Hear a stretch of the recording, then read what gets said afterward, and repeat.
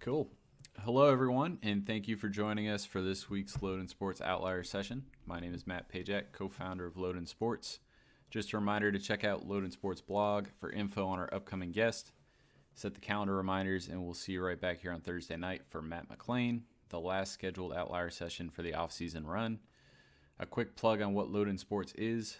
We are the affordable human performance data provider. We use non-exclusive, objective athletic evaluations for the purposes of tracking athletic development, informing athlete health, and identifying outliers. Our evaluations are non-sport, gender, skill level, or age specific. They are for anyone and everyone, just like these outlier sessions. If you're interested in learning more or getting in touch, visit our website at www.lodensports.com. Follow us on Twitter and Instagram at Loden Sports, and read our blog, which is also available through our website. Also want to throw a shout out to our friends at Yellow Box Macaroons, the first unofficial sponsor of the Loden Sports Outlier Sessions. If you're a fan of sweet treats, their hand-curated coconut macaroons are a must. Continuing on the tradition of Jackie Weiss, Yellow Box Macaroons is the most delicious box of macaroons in the world. If you don't like coconut or macaroons, that's on you. Make your New Year's resolution macaroons. Find your next box on www.yellowboxmacaroons.com or on Instagram at yellowboxmacaroons. The Outlier Sessions have been created as a way to bridge the gap and create a connection between the aspiring and the achieving. All of our guests have a niche at the highest levels of baseball and are an outlier in their own right. We want to take some time to talk about long-term athlete development in the context of their experiences, their processes for taking care of themselves, and get to know a little bit more about their personal interests as well. With all that being said, we know there are so many other places you could be on this Tuesday evening, and we want to thank you for being here with us. We hope you are able to take something you learn here and apply it in your life. Session's broken into two parts. For the first part, we have a series of questions for our guest. For the second part, we'll open up the floor for anyone who's listening live to ask questions for our guest. And now, one of the most exciting players in college baseball. He hits, he defends, he's the fastest player in the country, and he's getting ready to make another run at Omaha in a few short weeks. I'd like to introduce Enrique Bradfield. Thank you for joining us this evening. Thanks for having me on. Yeah, absolutely. It's been too long. Yeah, it has.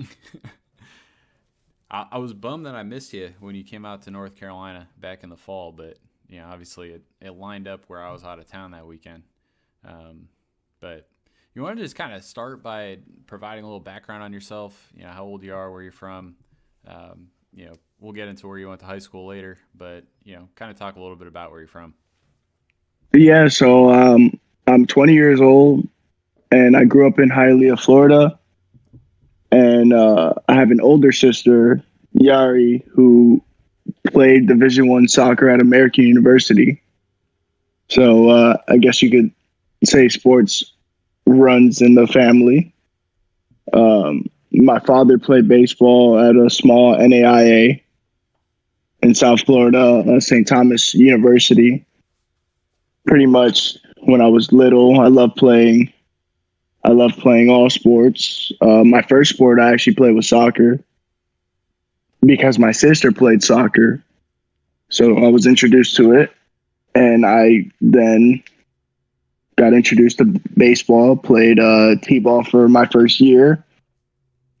Realized my parents realized that I was a little advanced for the t-ball setting. So I went and I didn't play another year of t-ball. I went ahead and I jumped to coach pitch. And I was younger than everybody.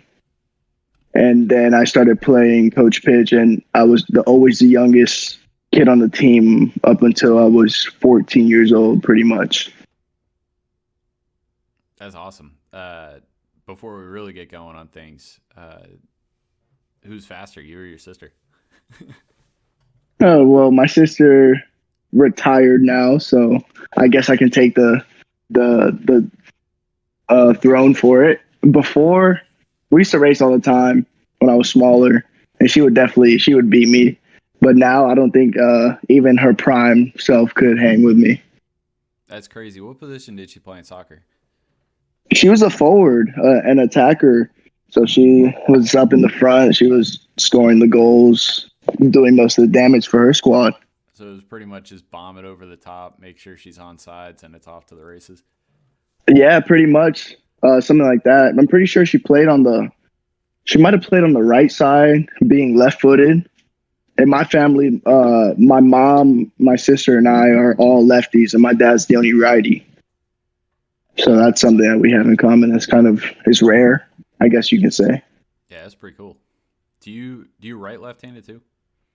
I do. I do pretty much everything left-handed. I can write right-handed. When I was young, I broke my hand, and nobody was going to do my schoolwork for me, so I learned to write right-handed. A true lefty. Yeah, The southpaw himself. I think it's fun. It's unique. It's different. I love being lefty. Yeah, I'm a little jealous. I'm right-handed for everything, just like everyone else. The only thing I do right-handed is I cut with my right hand. True. So like scissors, I would cut with lefty, and I couldn't do it straight. So I made the switch, and I was way better. When you said you cut right-handed, I wasn't thinking cutting scissors. I was thinking like cutting the bag. Oh no, That I plant definitely foot's that right cut. leg. Yeah. All right. Well, a couple things I do want to call out before we really get going here. We are going to send out an email in the next day or so for attendees to claim their free POAP NFT for this session. For those of you who aren't familiar, a POAP is basically a digital ticket stub. If you're interested in receiving the email, fill out the Google form that we've posted in the Outlier Session chat. All right, let's get warmed up a little bit on LTAD. You kind of touched on it a little bit with playing soccer and all that, but Loden Sports is in the process of building out an LTAD. We're going to open this up with a couple of our staple LTAD related questions about emotional well-being and ignition. Our LTAD will be inclusive, holistic, and it'll be a philosophical reference guide for developing athletes of all sports and levels of aspiration. In our eyes, everyone is an athlete. Yes, even the parents and the coaches. So we all can and find enjoyment in sport in a number of different ways for the entirety of our lives. Let's hit on emotional well-being and the importance of gratefulness. There are little things we can do every day to bolster our emotional well-being. It's like a muscle. It needs to be trained. This is something that everyone can do every day. It's great for shared card rides or dinner tables. Enrique, share with us 3 things that you're grateful for today. Definitely in today's world, just grateful for health. That's the most important thing in the modern world. I think for one, to be grateful about your family and friends, and just to be able to be in the position I'm at right now. I'm in a time in my life where I'm having the most fun in my life. I'm doing it with a lot of special people, especially at Vanderbilt. The environment up there has brought me a lot of joy, and it's something I genuinely love being around. It's like even if we don't have anything going on, guys will be at the facility in the locker room hanging out, and it's definitely something I'm grateful for. Yeah, man, you got to be on cloud 9 right now, and it's so important to have number 1 and 2 for you there, health and family and friends to enjoy it with you. My 3 things for today are a little bit more outside the box. I do this every day, so some of these things are a little bit more specific to the day. But I had an 8:45 pre-made appointment at the DMV. So shout out to pre-made appointments at the DMV. Otherwise, I'd still be there.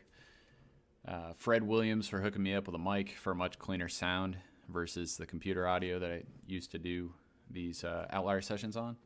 And then number 3 is that we were able to make this conversation work because I know you're about to be fully locked in the next week for another run at Omaha. So glad we're able to get you before you head back to snowy Nashville.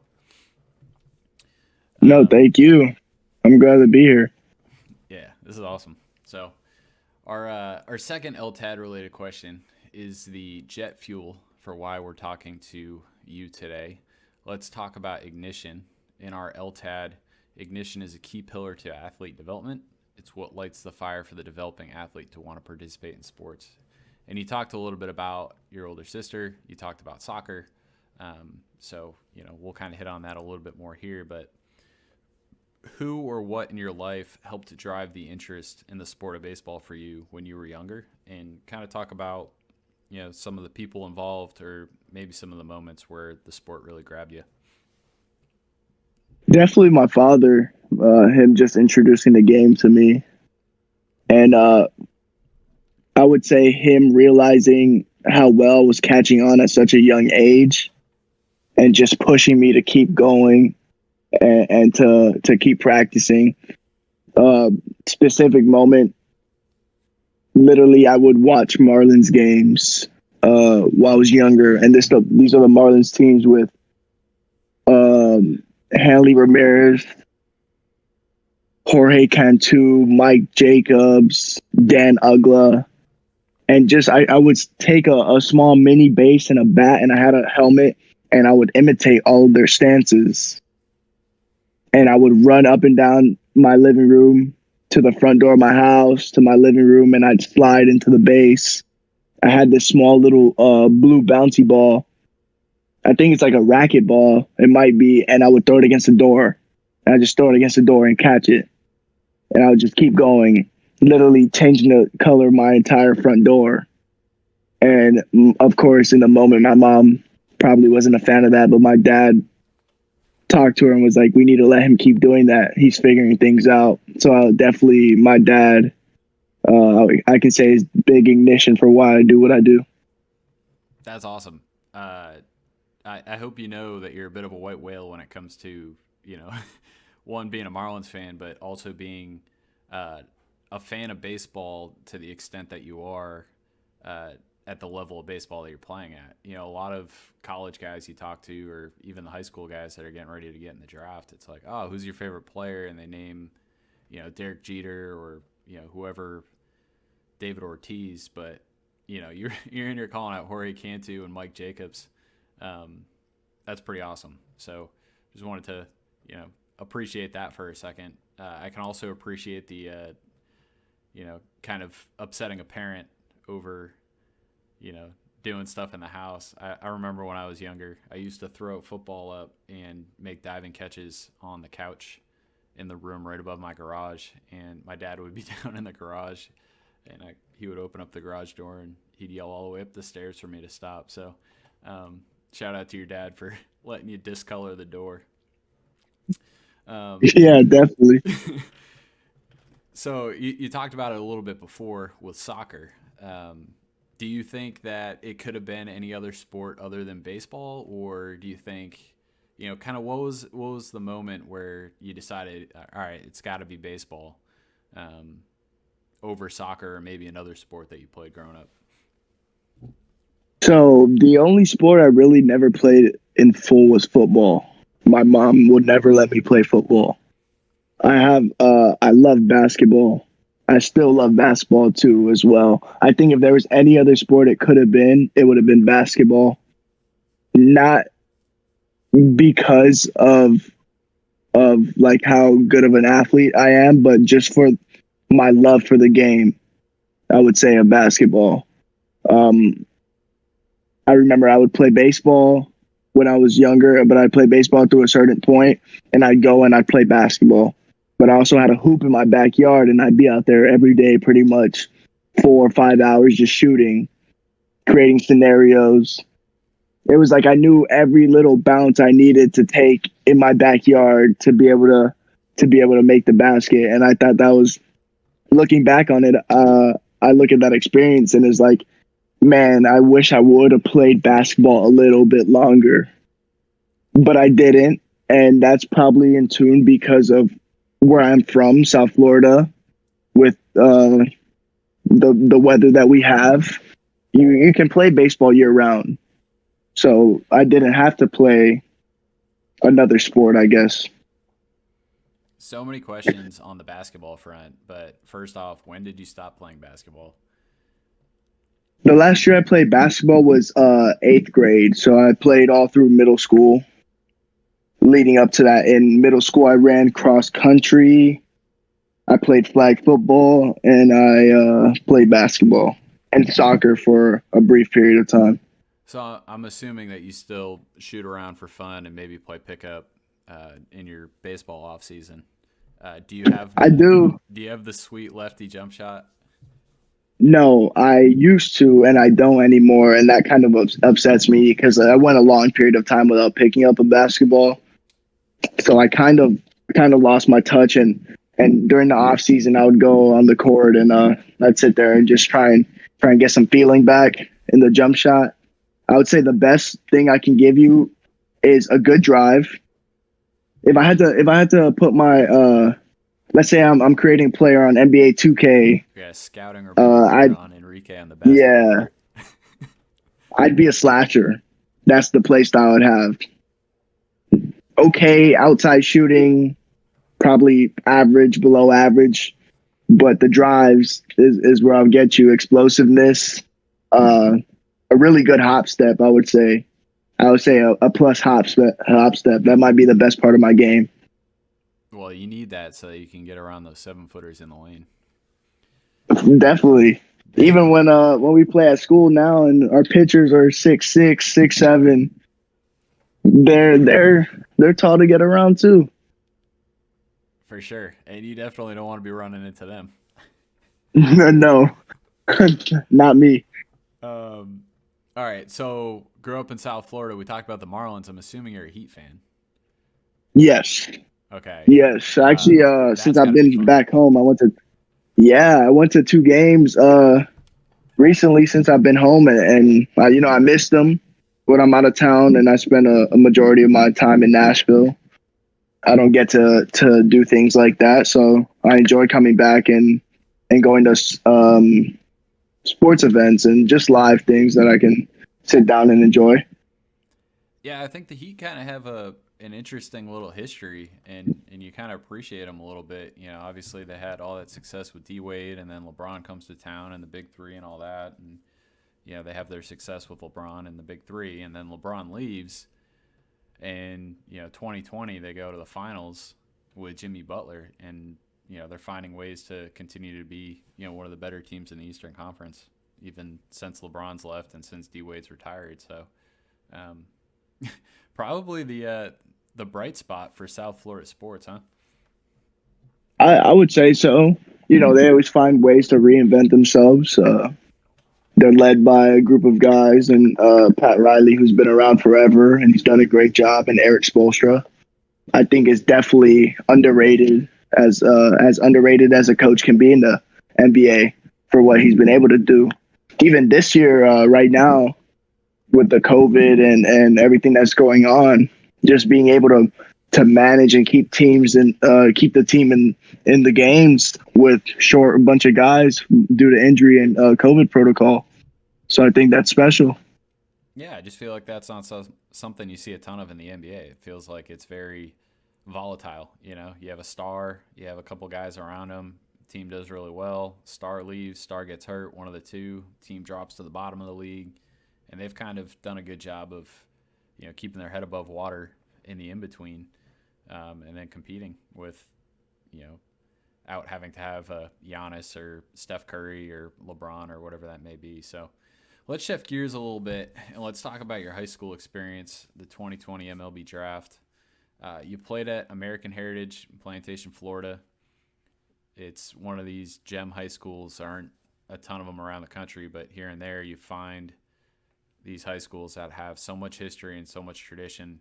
There's lineage there in more sports than just baseball. You played with 2021 Olympian Tristan Cassis, World Series champion Eric Hosmer is an alum, Super Bowl champion Sony Michel's an alum, top 10 NFL pick and 2020 college football champion Patrick Surtain Jr. is an alum. Kind of goes on and on. What is it like to go to a high school like that? It's definitely special. It's like I still go back and I'm there every day training, and the group of guys that are training, whether they're at the college level or professional level, is special just to be in a room with those guys. And the stories you hear from the time that they spent at school, they're amazing stories. So definitely, I wouldn't change a single thing about my high school journey. Yeah, and we just mentioned it. You played with Tristan Cassis, 2018 first rounder and a top prospect for the Red Sox. And led by Tristan, American Heritage had an opportunity to play in the National High School Invitational in 2018, which is the biggest high school team event, sanction event in the country. It happens every spring up in Cary, the USA complex. I remember it was the first time I watched you play, and I think you were just a sophomore patrolling center field. And I don't know if my memory's fuzzy or not. Once you get over the age of 27, you have to work a little bit harder for your memories. But I remember you covering some ground and making a diving catch in the outfield. Did that actually happen? And whether it did or it didn't, what was the experience like up in Cary when you were a sophomore? I'm not sure. I want to say it did happen. It's high. It's a high chance, a high percentage that it did happen. But playing in Cary was awesome. I got to experience it twice. So I was actually there my freshman year as well in 2017 and 2018. And if we would have had a baseball season my senior year, we would have been there again in 2020 as a senior.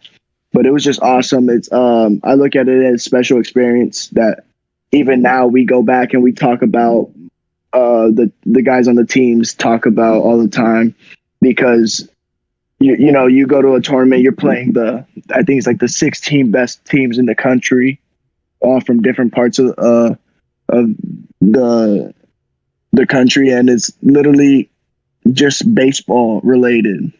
That's all you're worried about. And it's funny because I've met so many guys there or played against guys there that now I'm either teammates with in college, went to the same school, or we'll play each other in college as well. So it's definitely special. So it's a great time. Yeah, maybe I was thinking 2017. Did you guys play that team from New York, Poly Prep? No, we didn't play Poly Prep. My freshman year, the only team I can remember playing is Windermere from Georgia. Oh, yeah, that was Brady House ended up at Winterboro, whatever it is. He ended up at that school like a year later, and then obviously you know who Brady House is, but yeah. Anyway, you talked about like all of these different relationships that you have with players that you played against at the NHSI. I mean, it's so packed full of talent. What did you take away from those experiences? Obviously, you went twice, especially when you were younger, playing against all those high-level players at the NHSI. I think for a younger player, and you talked about playing up in a conversation that we had before this got going, but, when you were younger, playing up when you were, T-ball or beyond that, it's kind of like playing up when you're at that event. You're playing against a bunch of draft guys, potentially seeing a draft arm, and you're only a freshman or a sophomore. So, yeah, what did you take away from all that? Just the experience. Overall, my being able to be surrounded by those people, it gives you some insight, I would say, of what my future could look like. That's definitely how I took it. It's like seeing those guys as seniors and either get drafted, go on to play college baseball, and make an impact. And knowing I have something like that coming up in my future with whatever route I choose to go. I think that's the biggest thing I would take away from those events. Yeah, it's pretty cool that you got to do it a couple times, and that's actually kind of wild that you almost had an opportunity to do it a third time. But obviously the circumstances that presented themselves, and it didn't happen. But obviously you're at Vanderbilt, a school with as much tradition as any in college baseball, and frankly a juggernaut, kind of working towards that Alabama of college baseball status, if they're not already there. I feel like being at American Heritage, you probably had no shortage of suitors. Like, people knew who you were. You talked about it. You were at the NHSI as a freshman and a sophomore, and you were playing. How did you choose Vanderbilt, and when did schools start calling on you? I would say pretty young. Nowadays, I don't know what's too young, because the whole amateur baseball scene has shifted pretty much every year that I've been around. But So I started talking to schools my freshman year. I would say my freshman year. So I hadn't even really stepped on a high school field at that point for American Heritage, and I didn't want to rush the process. I feel like a lot of the young players rush the process because it looks so good to be committed to a school, and thank God I had some good guidance between my family, my travel ball organization, and the way we handled it is the decision was going to be there for when the time was going to be right. And I just wanted to build a relationship with universities, get to know the coaching staff. I wanted to make sure it was a right fit for me, and I did that. I spoke to Vanderbilt for pretty much almost a year before I ever took a visit. Before I had spoke to Vanderbilt, I had no idea even what it was. And fast forward a year later, after talking to Coach Mike Baxter, the head recruiter and our hitting coach, I take a visit, spend 3 days on campus, and I fell in love with it. And it was only my dad and myself on the visit, and I was ready to commit right then and there. And my dad was like, "We should wait. You might want to go see somewhere else." I came home, and I remember telling my mom specifically that felt like home to me. And once I said that to my mom, she knew it was the place for me. And 3 days later, I called Coach Corbin and Mike Baxter, and I told them I was ready to commit to them. Well, we talked about it before with the weather and it being a little bit colder up in Nashville, especially at the beginning of the season. So I commend you for taking the leap and going to and experiencing something else outside of South Florida. I mean, it'd be pretty easy to just phone in to University of Miami and be like, hey, I'm coming, and done deal. Especially with Tristan 2 years ahead of you or a year ahead of you. But yeah, I don't know what I gotta ask. Was Miami on you? Yes, they were, but to be honest, my sister, being older than me and having gone through the same process of choosing a school to go play athletics, she was really the guiding force in she was the guiding force in how my process went because she had already experienced it, and I think that was looking back on it so important for me, just for the fact that she gave me the simple advice that people that stay home in their hometown grow up differently than people that go away and experience something completely different that they've never experienced. And that stuck with me a long way. And I still look at that's advice I give to younger players when they talk about uh, going to play at the next level. And I took that advice, and it's been the best advice for me. Some situations are different, but in my situation, it's what worked for me, and it was the best thing, and I wouldn't change it. Yeah, it's a different experience when you get on a plane and go to school. Yeah, there's another player out in California. He just got drafted by the Cubs. He kind of had a whirlwind of college process, but he started at a California school, and then he transferred to a Florida JUCO, and that was a huge jump for him, flying across the country and living in a state that he had never been to before. But there's kind of like that uncertainty to it, but then when you go do it, it's pretty cool. You get to experience a completely different culture and really see how diverse the United States is. And in your case, you're doing it with a group of 40 to 50 brothers basically. So it's almost like you have your own family at Vanderbilt experiencing all that with you. So that kind of makes it a little bit easier.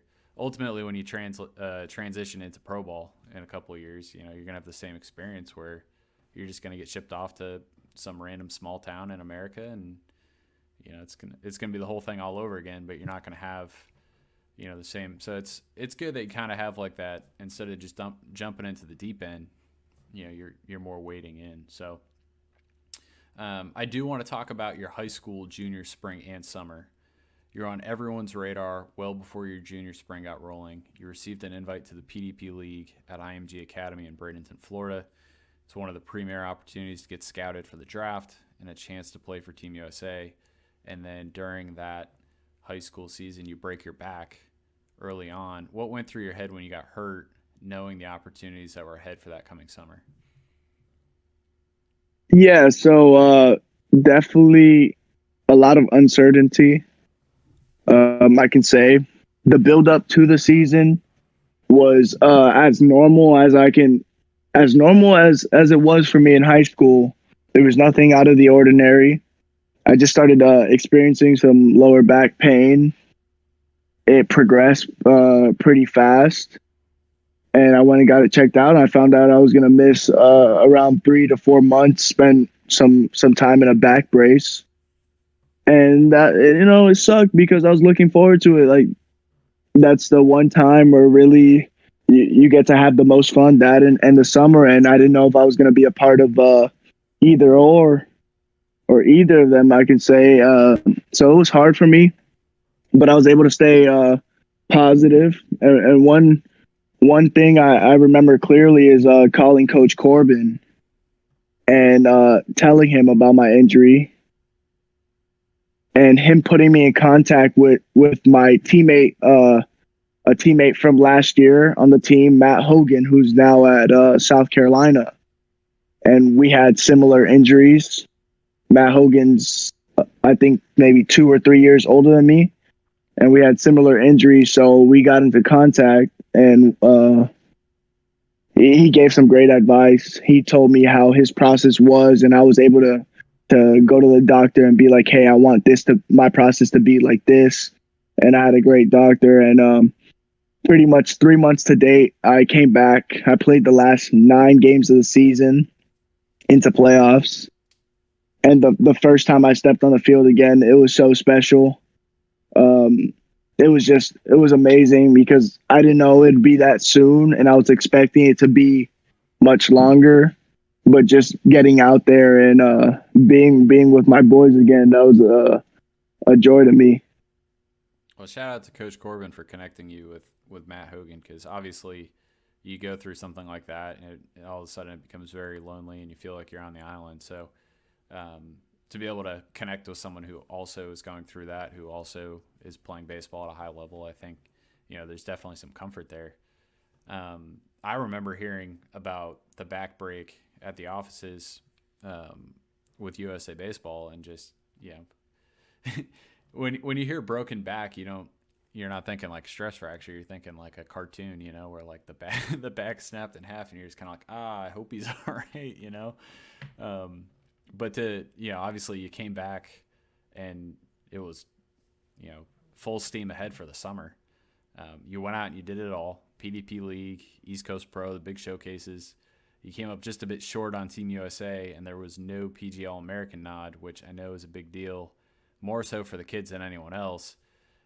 Did that piss you off a little bit? Like, take us through the summer, talk a little bit about how hectic it is, and then like on the mental side of that, because it's something that a new wave of 300 plus kids are doing every summer. And I think there's a lot of mind games with which events did you get invited to, which ones did you not? Just kind of how did you deal with that?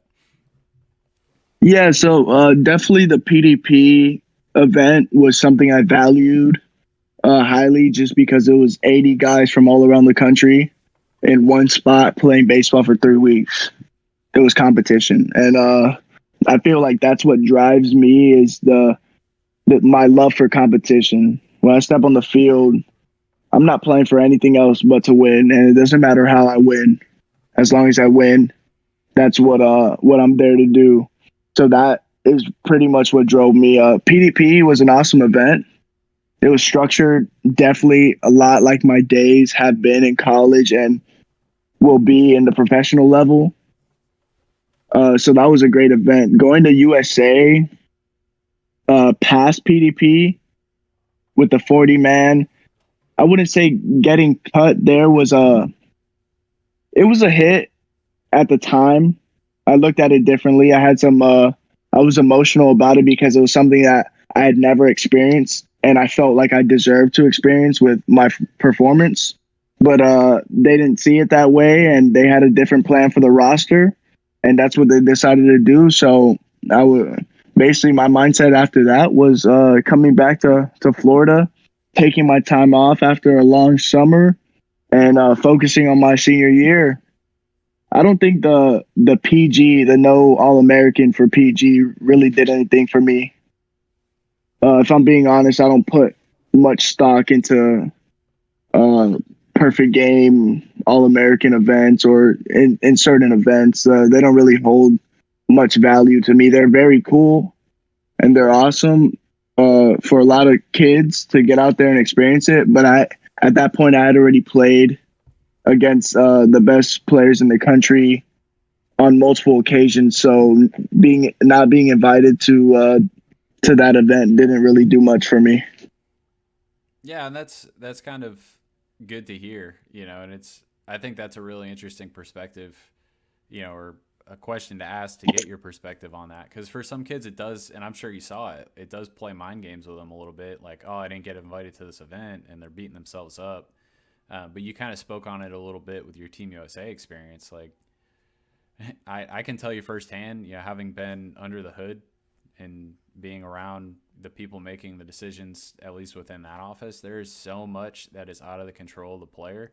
And, I think for you to be able to, obviously you're going to be emotional in the moment, but kind of process that a little bit and be able to move on without any, ill feelings towards whatever it may be. I think, that's really mature and definitely the right thing to do. Because again, a lot of it's just out of your control. Yeah, there's a lot that goes into those processes as far as the coaching staff and the management making the decision. For USA, I felt, of course, I deserved, and I had played and I had showed them enough to be on that roster headed to Korea for the World Cup, but they didn't see it that way, and they did what they thought was best for the team. Did I agree with it? No, but at the end of the day, it was a fun experience, and I was rooting for them the entire way because those are the people on the team are people I built relationships with the entire summer, the past summer at 17U. So of course I was rooting for them. I wanted to see them win and bring home gold. So there was no hard feelings, I would say, at all.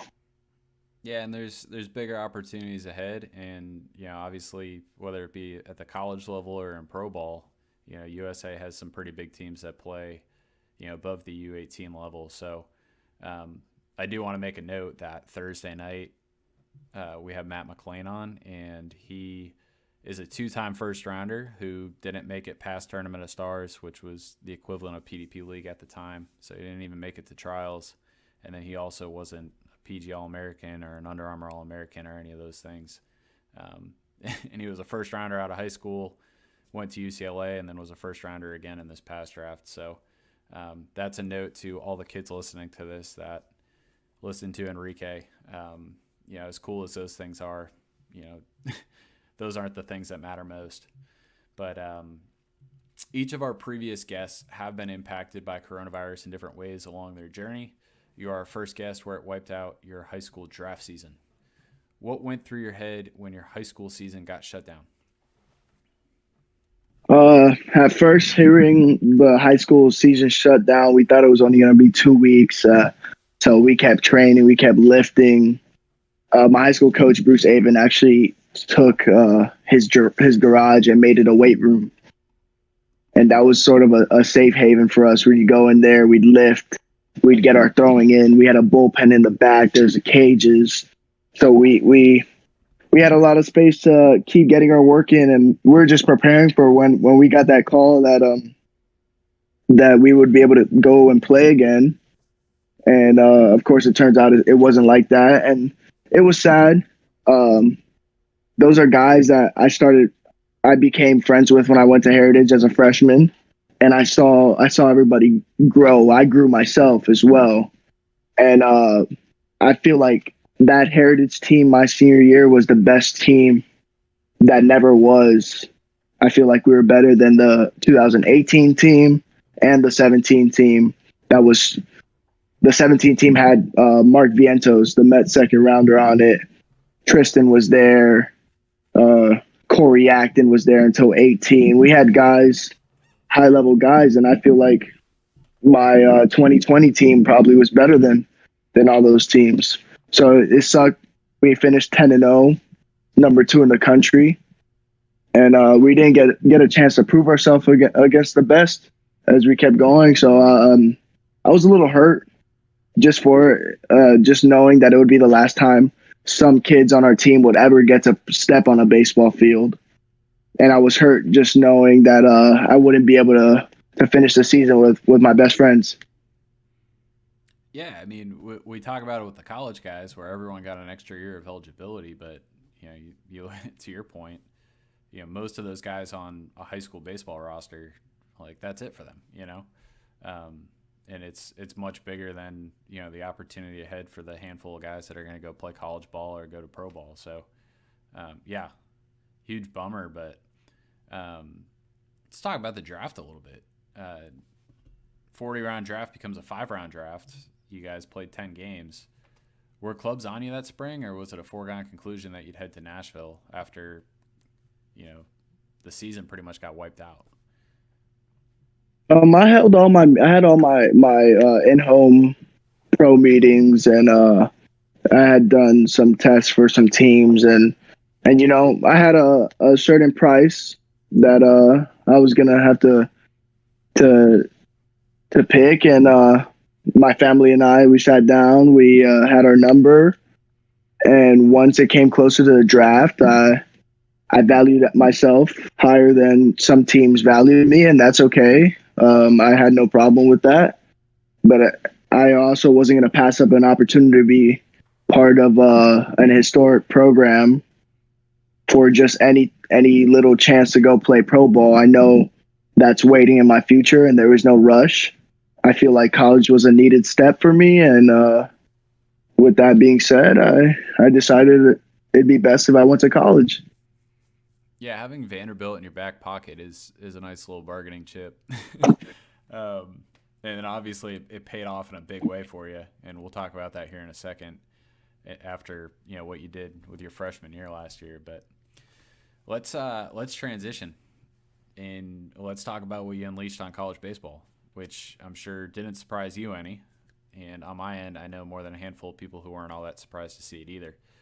You hear a lot of advice in college recruiting that says go somewhere where you'll get to play, where there aren't 3 guys in front of you on the depth chart, et cetera, et cetera. Feels a little bit like a jab at the way Vandy's roster is these days, because there's no place in the country where it's more difficult to get on the field than Vandy. The roster is deep at every position. What would you say to the line of thinking of go somewhere where you can play versus where there are 3 guys in front of you on the depth chart?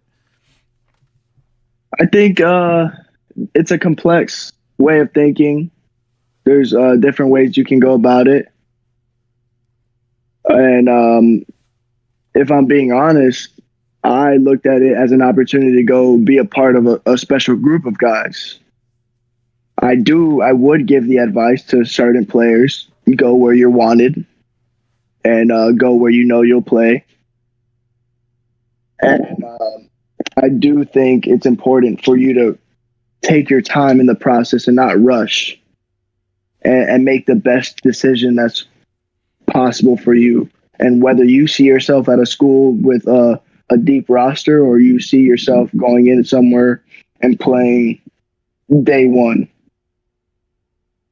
I feel like there's no right or wrong answer when it comes to that topic. For sure. Yeah, and as a freshman in 2021, you started 67 of the 67 games that Vanderbilt played. You're the only player on the entire roster to play in every game. You certainly didn't waste any time in making an impression on the coaching staff when you got to campus. Talk about your freshman fall a little bit before we get into the good stuff in the spring and everything that kind of went into you earning a starting job right out of the gate. A lot of learning went into my freshman fall. What you saw in freshman season, the freshman spring season, isn't what happened in the freshman fall. I had a huge learning curve, I would say, And I feel like a lot of freshmen in new environments do. The game sped up on me. I struggled. I struggled a lot. I wasn't a good bunter. I wasn't a good base stealer in the fall. I didn't swing the bat well. I was nervous. There's a lot of things that go into being in a new environment and trying to prove yourself to coaches and your teammates. So it took a lot of time, and a lot of days I went back to my room and I had no idea. I would think to myself, like, should I really be here? And that's a real feeling, even from guys who have had a lot of success. It's more common than not. People have that, and that's my biggest advice to our freshmen now. Is we have guys that I didn't have that good of a day, and they're hanging their heads. And it's like, if you guys would have been around and seen my fall my freshman year, you would know you guys are doing great things.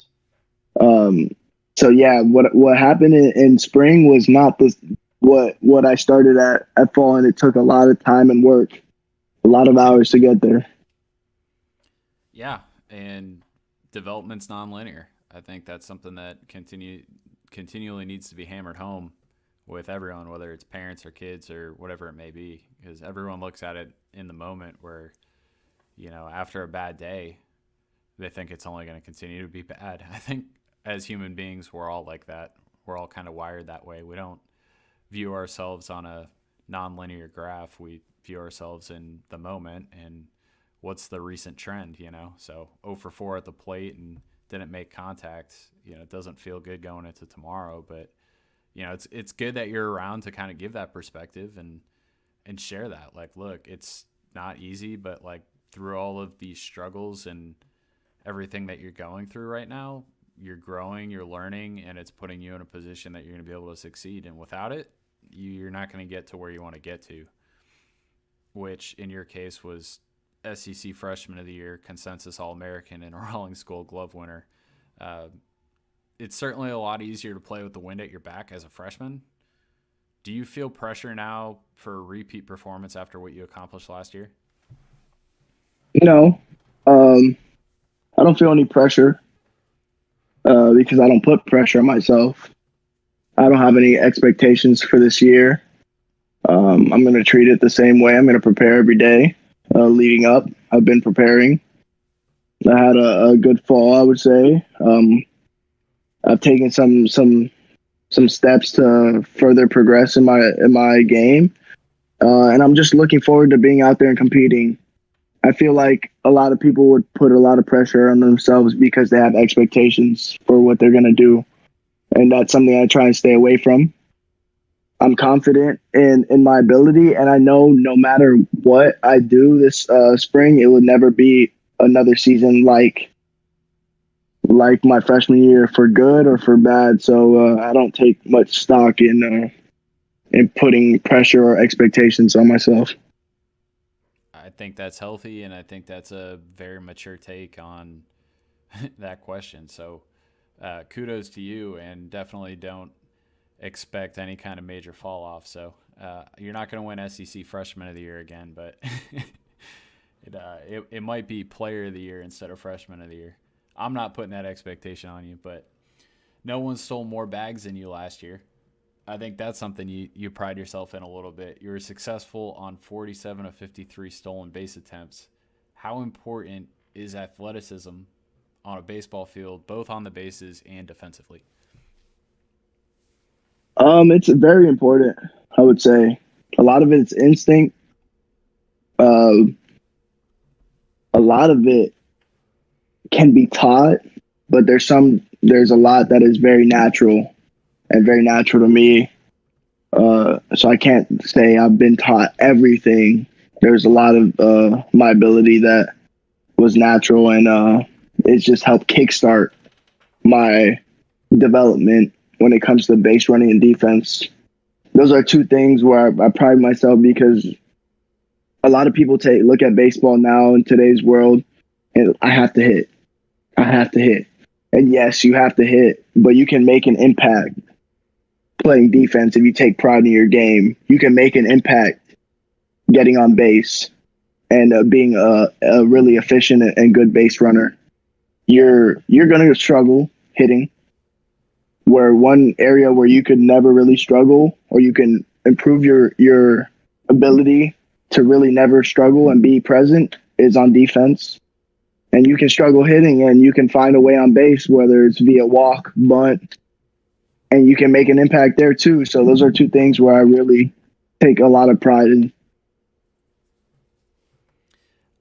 And I know, speaking of things that you take pride in, this is one that just from watching you play, and I watched you play a fair amount last year.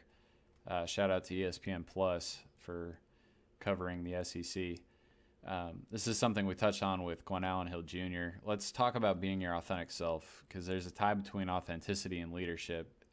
And I feel like that manifested for you last year, and I feel like that's definitely something, at least from what I can see on TV, that you take pride in.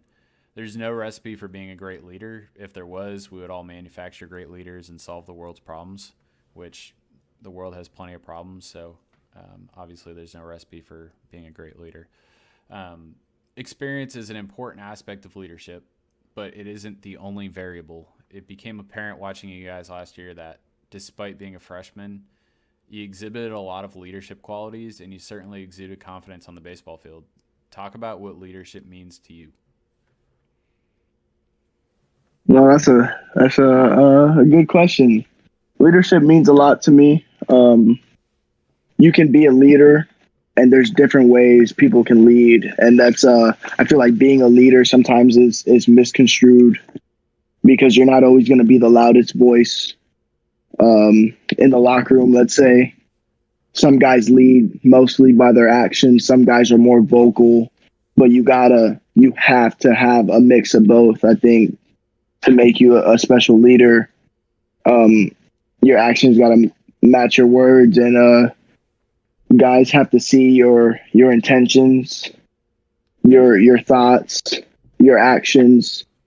I feel like that's the most successful way to lead, is through your actions with a mix of being vocal, because I want guys to look at me and be like, I want to go to war for that guy. Because when I look at my teammates, I want to say the same thing. It's like, I want to go to war with that guy. When we step on the field, I want to know that that guy has my back.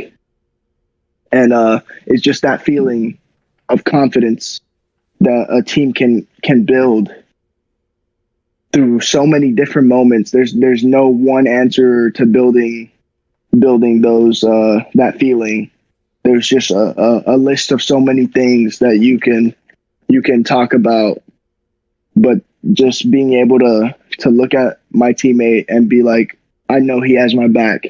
That's just a special feeling, and I feel like a lot of people forget that exists, or don't emphasize the value that it can bring to your team.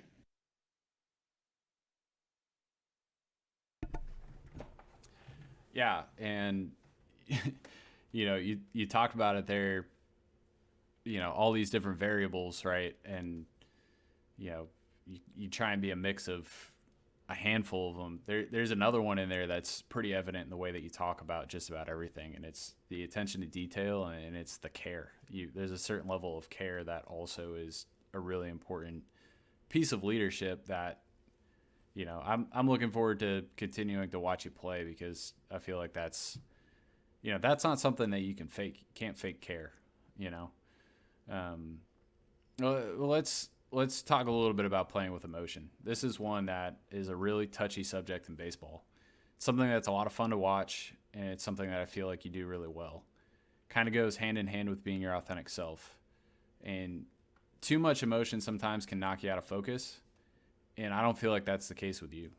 Specifically in baseball, a lot of coaches, fans, commentators, whatever it may be, frown upon players expressing emotion, and it's obvious that your coaching staff loves the way you play and express yourself. Can you give us any insights on maybe how they create an environment that encourages that authenticity?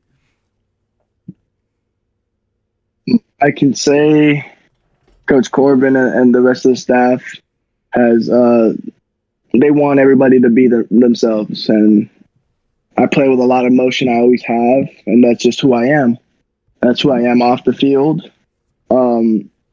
Emotion, like you said, can be bad at times if it's taken to a certain level, and I understand that.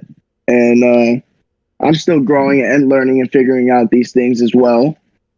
But I think it's something it brings a lot to the table, especially in a team setting.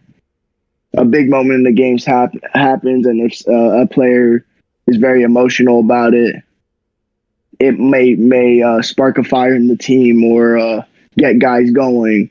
But at the same time, when you have those big moments, you have to learn as like how to come back to earth and settle right back into the mix and get right back into competition. I would say emotion for me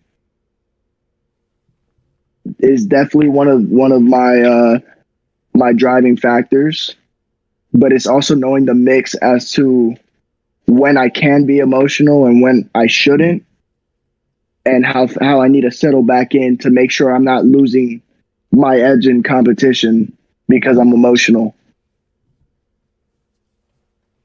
Yeah, and I think, and I'm going to ask you about this right now. June 23rd, 2021. It was tremendous to watch because you watched the whole thing unfold. Maybe in the seventh inning, you strike out in a big spot against Stanford in an elimination game in Omaha. You come back to the dugout, camera catches you in an emotional moment. How did you refocus after that? Because a couple innings later, bottom 9, 2 outs, you're down by 1, and you jump all over, I think it was a fastball, and barrel it to right field, drive in what was that, the tying run or the go-ahead run? Tying run? That was the time run. Yeah. The tying run, but that's 2 innings after you strike out in a big spot, and you're obviously emotional after that. So just kind of talk about what probably felt like an eternity for you playing in that game. Those 2 innings. How were you able to refocus and put yourself in a position to come up in the 9th inning and deliver the game tying hit that ultimately won? You ended up winning that game, and you headed to the final after that.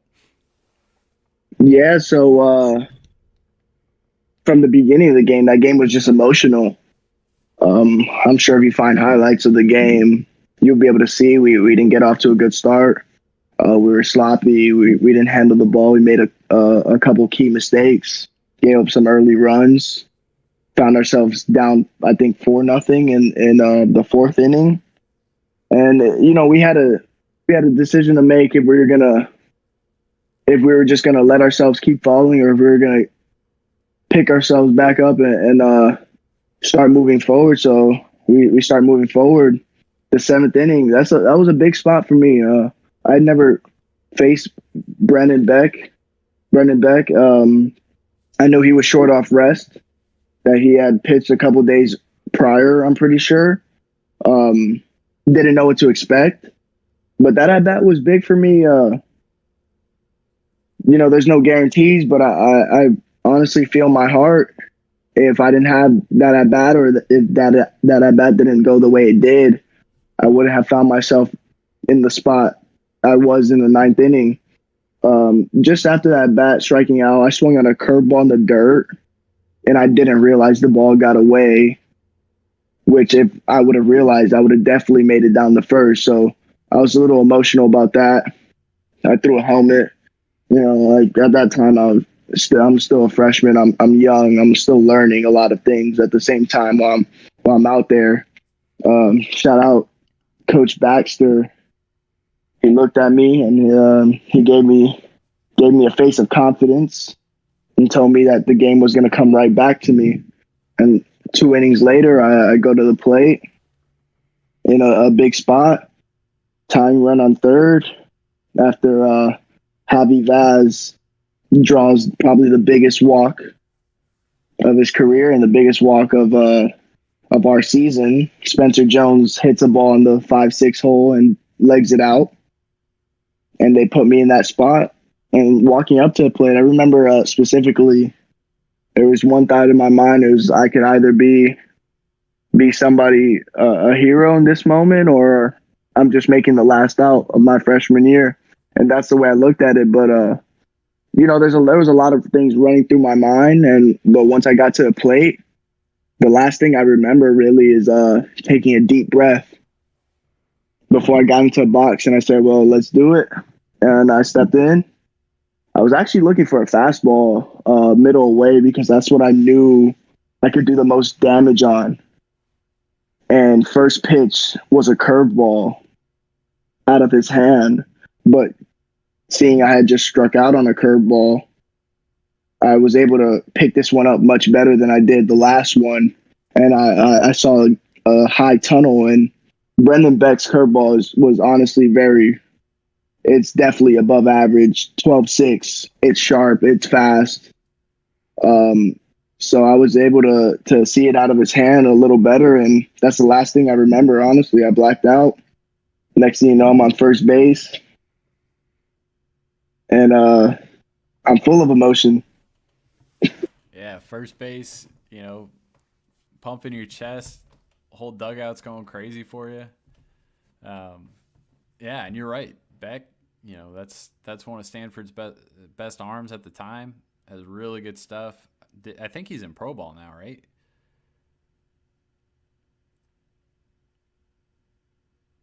I don't know. I'm not sure. I'd have to look it up, but I'll take you off the hot seat here.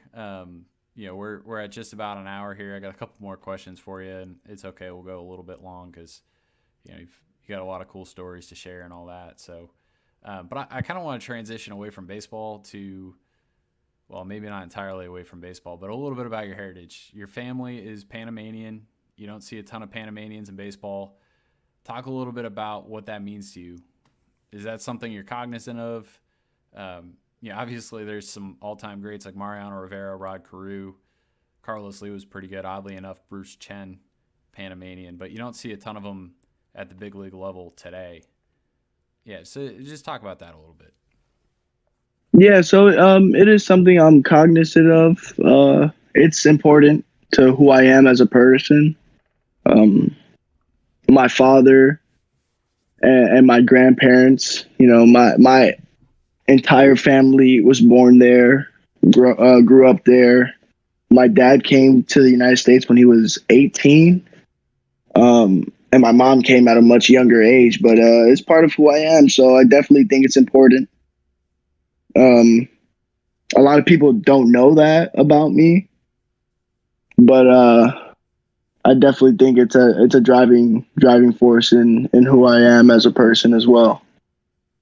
I think it's really cool because obviously when it comes down to Latin players, a lot of people assume Dominican Republic, they think Cuba, they think Puerto Rico. They very rarely think Panama, and that's not to say that there aren't really good players in Panama right now, because I know there are.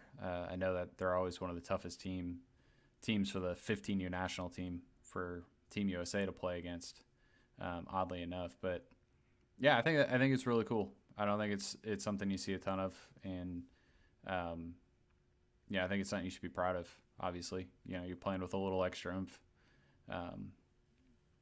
but kind of transitioning away from your heritage a little bit. I just have to ask, because it's been your Twitter banner for a handful of years. What is the black background with a rose? What does it mean? Yeah, haven't changed my Twitter banner in a while, and honestly, I love the black rose. I mean, the red rose with the black background.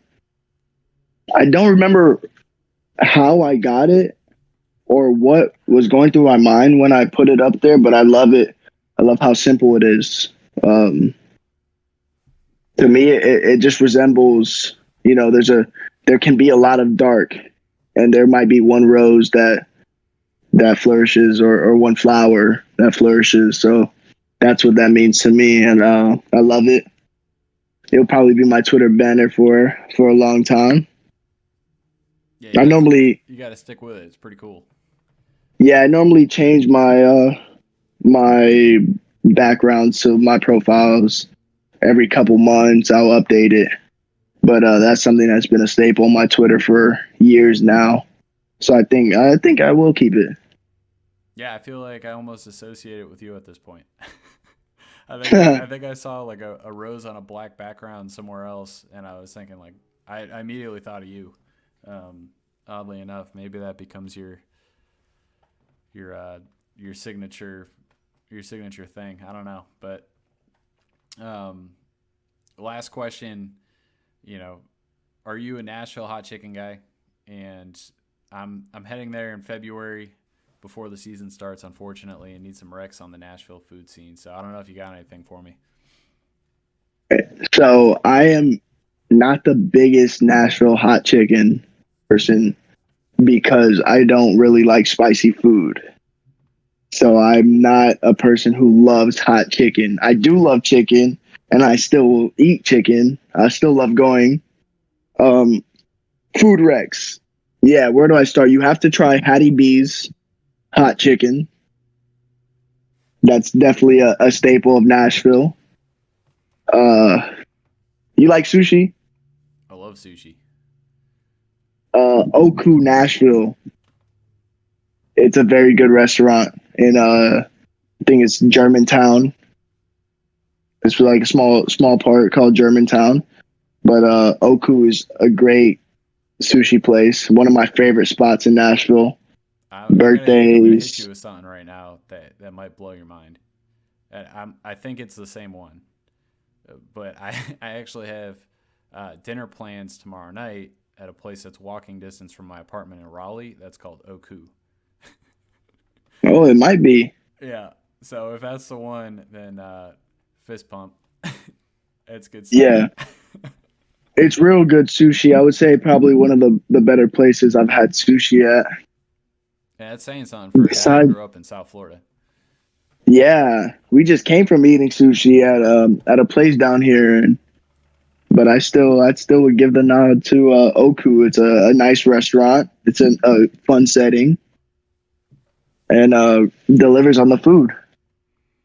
Well, I got Hattie B's written down. I will go as mild as I can go in the spirit of you not loving spicy stuff, and Oku is in the back pocket because I'm with you.